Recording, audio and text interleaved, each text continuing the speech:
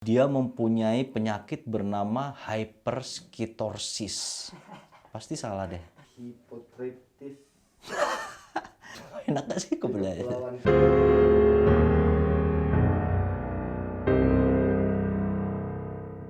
Hello guys, welcome to my channel. Gimana kabar kalian semua? Sehat? Sip, mantap. Kali ini guys, gua mau cerita tentang kisah percintaan ya. Kisah yang sangat tragis sih kalau menurut saya. Ini kisah yang mengilhami dongeng Disney ya, yang sangat terkenal berjudul Beauty and the Beast. Jadi di Beauty and the Beast itu kan dikisahkan ada seorang pangeran muda yang dikutuk menjadi seorang yang monster menyeramkan gitu oleh penyihir jahat, sampai dia harus mendapatkan seorang gadis yang benar-benar mencintai dia dengan tulus, hingga karena ketulusan cinta itu dia dapat berubah menjadi manusia kembali. Dan itu memang ada bumbu-bumbu yang dramatis ya di situ. Mereka akhirnya menikah, hidup bahagia gitu. Tapi tahu nggak guys, sebenarnya di balik kisah Beauty and the Beast ini ya, di balik kisah Disney ini, itu ternyata benar-benar diambil dari sebuah kisah nyata. Kisah itu terjadi sekitar tahun 1500-an. Jadi kisah ini sudah diangkat oleh novelis ya, udah ditulis oleh novelis itu namanya Gabriel Susan. Ditulis pada tahun 1740. Dia menulis detail-detail kejadian kehidupan dari seorang pemuda yang mempunyai kelainan mahalangka ya. Petrus ini mempunyai satu penyakit langka ya, mahalangka gitu. Karena sampai saat ini itu hanya 50 orang loh di seluruh dunia yang menderita penyakit itu.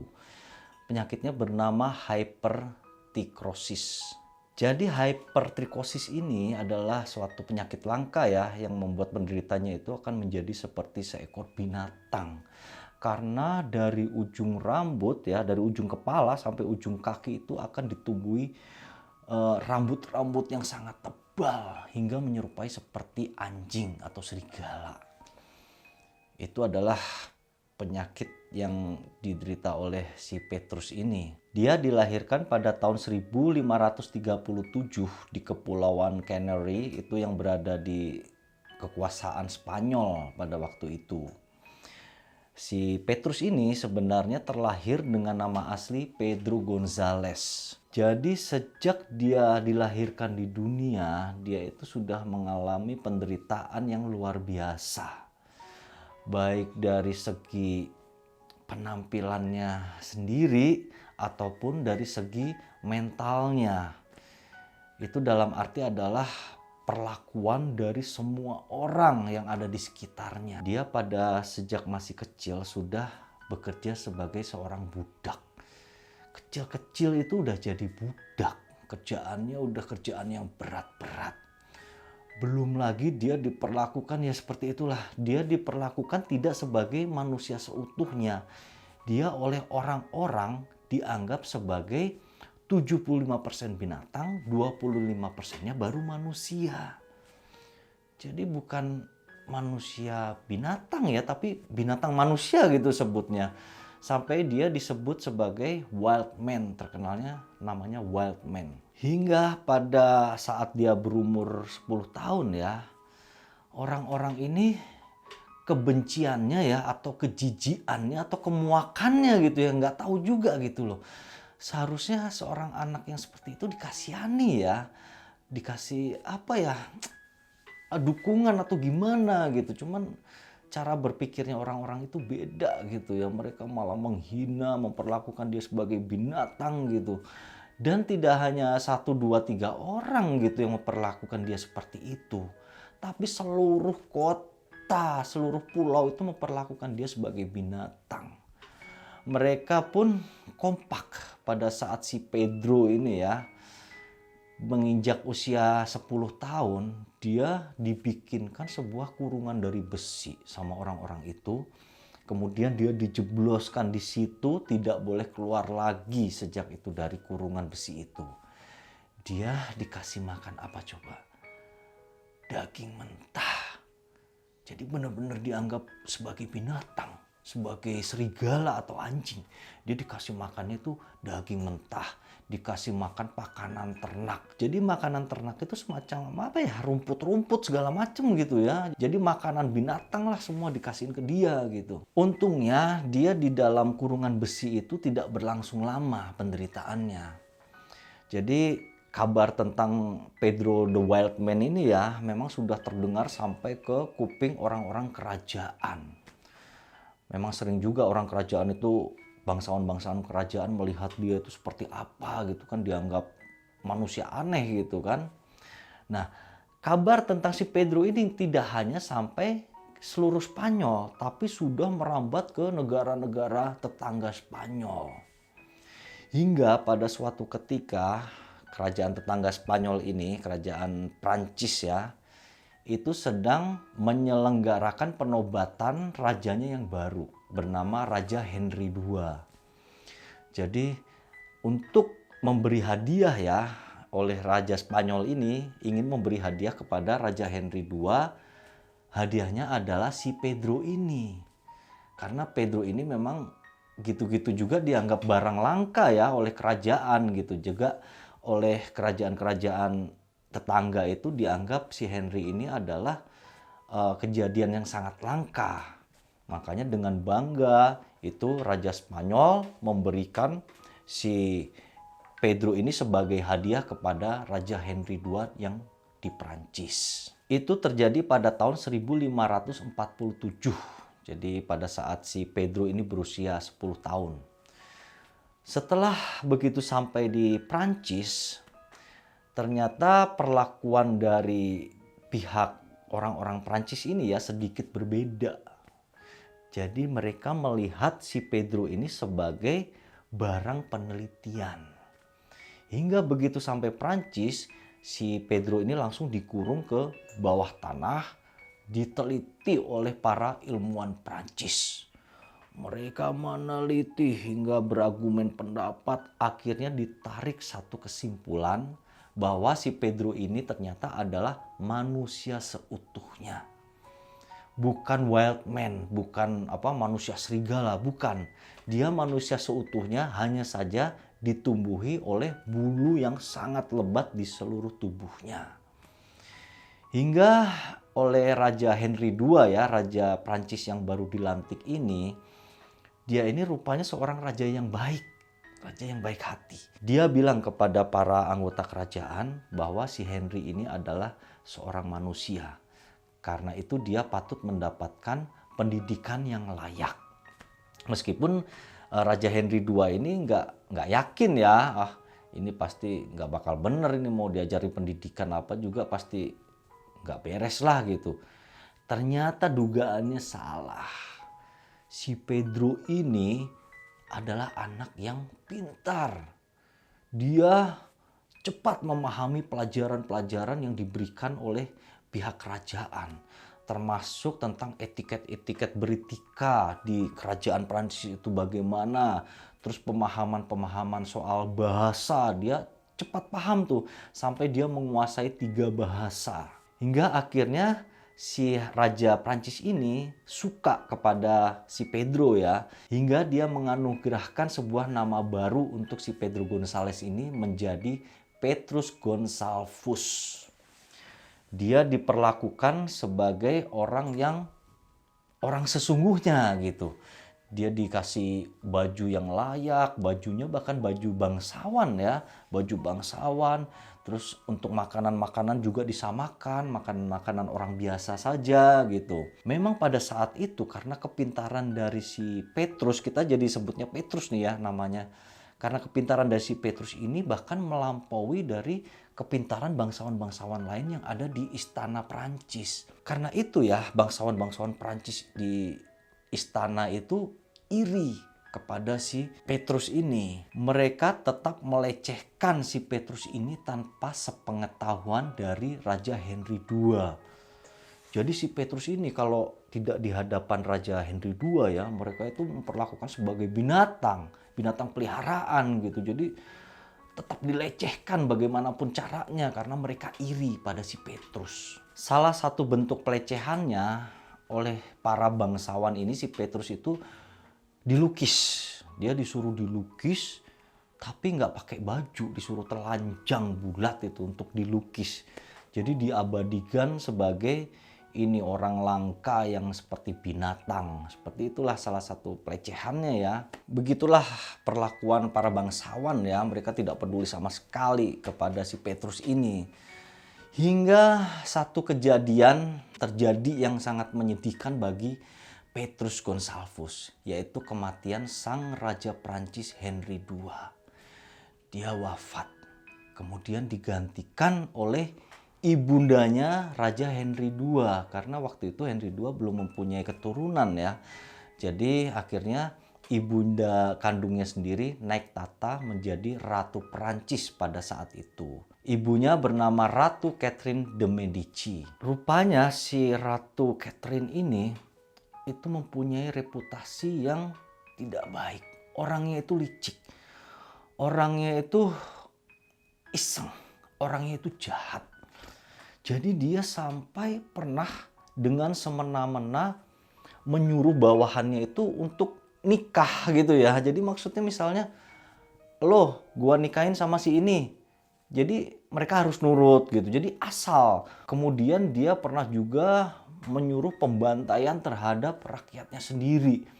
Ribuan orang dibantai, entah masalah apa gitu ya, tidak dijelaskan gitu di cerita ini memang. Cuman mayat-mayat itu berkelimpangan, ribuan orang di jalan karena keisengan dari sang ratu. Sampai suatu ketika melihat si Petrus Gonsalvus ini ya, muncul sifat isengnya. Dia pengen tahu nanti kalau misalnya ya gua nikahin si Petrus ini sama orang normal, ntar anak-anaknya kayak apa sih? Dia iseng gitu, penasaran gitu. Sampai dia akhirnya menghubungi raja-raja di sekitarnya, para bangsawan ya, terutama para bangsawan gitu di sekitar kerajaannya itu. Dia melakukan taruhan. Nih, kalau si Petrus gua nikahin, ntar anaknya seperti siapa? Kayak bapaknya apa kayak ibunya yang normal? Ayo kita taruhan, gitu. Kemudian Ratu Catherine ini mencarikan jodohnya buat si Petrus. Tapi dia nggak ngasih tahu nih ke cewek calon istrinya si Petrus bahwa dia akan dinikahkan dengan si Petrus ini, manusia yang punya kelainan seperti itu. Jadi calon istrinya nggak tahu nih. Akhirnya si ratu ini dapat calonnya itu anak dari pelayannya sendiri. Kamu aku nikahkan. Itu calon suamimu ada. Ayo kita nikah. Kemudian pernikahan pun dilangsungkan. Cuman dilangsungkan secara tidak konvensional ya. Maksudnya itu pernikahan itu tidak dilangsungkan dengan cara apa dipestain segala macam, itu enggak gitu loh. Jadi cuman dia calonnya nih si Petrus sama pendeta, udah gitu aja. Karena si ratu ini kan intinya cuma tahu nanti anaknya seperti apa gitu kan. Jadi yang penting nikah udah gitu. Nah, pada saat si mempelai wanita, jadi mempelai wanita ini bernama Catherine ya. Catherine ini seorang wanita yang cukup cantik gitu. Pada saat dipertemukan dan tahu bahwa calon suaminya itu seperti itu keadaannya gitu, itu si Catherine langsung kebayang ya gimana ya, langsung stres ya, langsung shock. Hah? Suami gua kayak gitu kan. Dia pada dasarnya tuh memang pengen menolak ya, pengen berontak menolak, gak mau gitu. Cuman karena yang menyuruh kan sang ratu sendiri.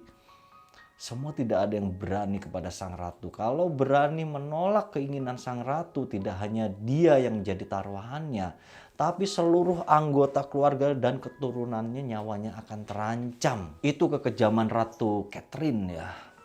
Hingga akhirnya pernikahan pun dilangsungkan. Pernikahan berlangsung hingga beberapa tahun sampai menginjak pernikahan ke tahun keempat.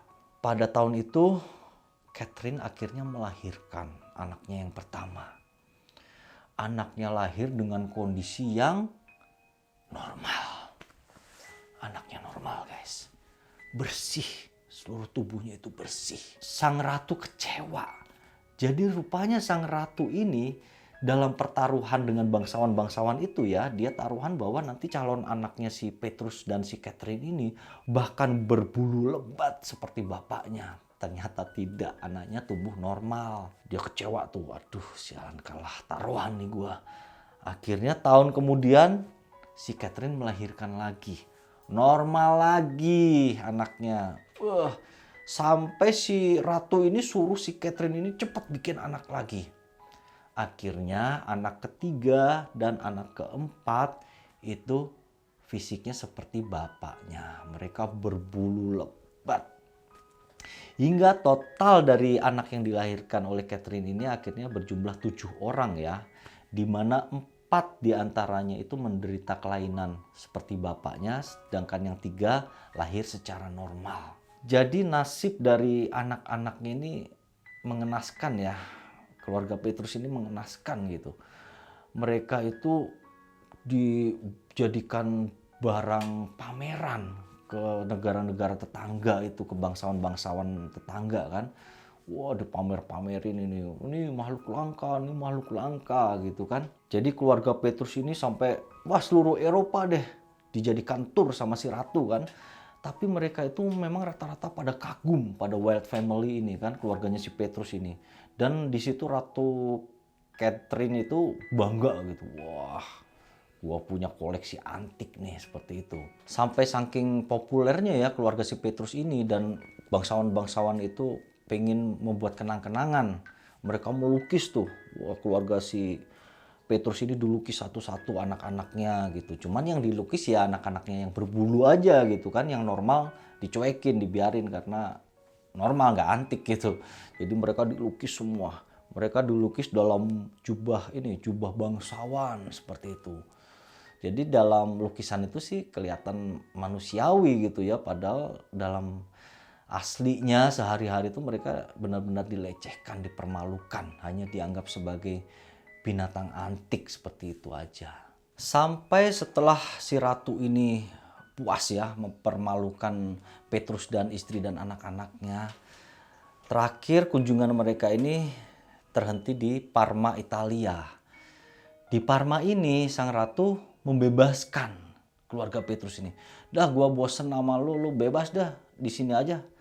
Akhirnya keluarga Petrus dan anak-anaknya pun tinggal di Parma, Italia. Selama di Parma, Italia ini, Petrus bekerja di keluarga Italia atau keluarga bangsawan Italia bernama Duke Ranusio.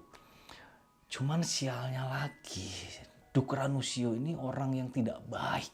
Mereka tetap memperlakukan si Petrus dan sekeluarga ini sebagai barang antik, sebagai hewan peliharaan, sebagai properti saja atau sebagai barang. Dia tetap, terulang ya nasibnya yang bersama Ratu Catherine tadi itu. Dia dipamer-pamerkan ke teman-temannya. Sampai keempat anaknya ini itu dikasih-kasihin ke teman-temannya sebagai hadiah. Udah gitu aja. Tapi sayangnya ya, keempat anak yang dikasih-kasihkan ke bangsawan itu jatuhnya ke tangan bangsawan yang sama aja guys. Empat-empatnya itu bangsawan yang tidak ada rasa kemanusiaan sama sekali. Jadi keempat anaknya itu di masing-masing bangsawan itu diperlakukan sama, hanya sebagai propertis, hanya sebagai barang, hanya sebagai barang antik peliharaan, segitu aja. Hingga akhirnya tinggal berlima ya, mereka tinggal di Parma itu, si Petrus, istrinya sama ketiga anaknya yang tumbuh normal. Memang kalau dari kisah ini yang bikin saya penasaran gitu ya dari awal gitu, sebenarnya itu bener nggak sih istrinya si Petrus ini tulus cintanya kepada si Petrus gitu loh. Apakah karena paksaan dari sang ratu dia akhirnya menikah dengan terpaksa dan tidak ada cinta sedikit pun kepada Petrus. Jadi salah satu bukti cinta mereka benar atau enggak gitu ya, itu dilukiskan oleh salah seorang pelukis bangsawan itu. Jadi fotonya itu si Catherine tangannya lagi di atas pundak si Petrus gitu. Cuman wajah lempeng ya dua-duanya. Kalau zaman dulu sih sayangnya fotonya gitu semua ya. Wajahnya pada serius kalau dilukis gitu kan. Beda sama sekarang kan nggak karu-karuan gitu ya. Jadi itu makanya menarik kesimpulan bahwa si Catherine ini adalah wanita yang tidak bahagia karena menikahi si Petrus. Kemudian mereka pun akhirnya hidup seperti biasa ya, karena anak 4 itu sudah ya dikorbankan kan kali istilahnya ya, dikorbankan gitu. Akhirnya bapak dan ibunya ini tidak diusik lagi oleh masyarakat sekitar. Hingga setelah kejadian itu, untuk meninggalkan masyarakat yang tidak menyukai mereka, mereka pun pergi meninggalkan rumah mereka yang di Parma dan menetap di sebuah dusun yang kecil yang bernama Capodimonte di Italia. Mereka tinggal bersama 3 anak yang normal itu tadi kan.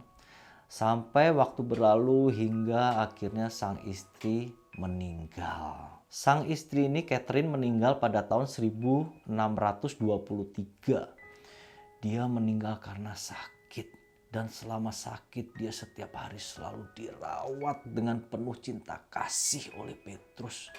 Sampai ke meninggalnya, sampai ke hembusan napas terakhirnya, dia berada di tangan, dia berada di pelukan Petrus yang sedang meneteskan air mata. Pada saat air mata menetes, itulah Catherine mengembuskan napasnya yang terakhir. Setelah istrinya meninggal, Petrus itu merasa kehilangan ya, sangat kehilangan. Dia setiap hari selalu bersedih, mentalnya tergoncang ya. Hingga tidak berapa lama dia pun akhirnya meninggal. Cuman sayangnya tahun berapa tepatnya dia meninggal itu tidak tercatat dalam sejarah. Karena pada saat itu masyarakat tidak menganggap dia sebagai manusia. Dia tetap dianggap sebagai binatang hingga tidak layak untuk dicatat kematiannya dalam catatan kemanusiaan. Hingga tidak diketahui dia meninggal tahun berapa. Kalau menurut saya ya, menurut pribadi saya gitu, tentang percintaan mereka ini, sepertinya Catherine ini benar-benar mencintai si Petrus. Karena bisa saja ya, setelah mereka tinggal di Parma tuh awal-awal itu kan bisa saja si Catherine ini menceraikan gitu kan, karena mereka sudah tidak dalam pengaruh sang Ratu Catherine lagi kan. Jadi bisa aja dia menceraikan, saya udah gak mau lagi sama kamu. Tapi tidak, dia tetap bersatu dengan Petrus, tetap merawat anak-anaknya. Sedangkan untuk cinta Petrus kepada istrinya itu tidak perlu diragukan lagi. Dari kejadian yang tadi saat Catherine meninggal, kita sudah dapat membayangkan ya betapa besar cinta kasih Petrus kepada istrinya itu. Jadi kalau dari kisah Disney ya yang diangkat di film-film itu, kayaknya nggak nyambung banget ya. Saya melihat nggak ada kesamaan loh. Kayaknya mereka hanya menarik benang merah yang sangat sederhana ya. Jadi benang merah yang bahwa si laki-laki ini si buruk rupa, si cewek ini adalah cewek yang cantik. Udah gitu dibikin cerita yang dramatis. Udah seperti itu. Kalau kisah nyatanya sendiri itu yang saya kisahkan tadi kan nggak nyambung sama sekali sebenarnya. Mungkin demikian dulu ya kisah tentang Petrus Gustavus dan Catherine ini. Semoga dapat mengisi hari kalian saja. Terima kasih atas perhatiannya. Thank you and see you.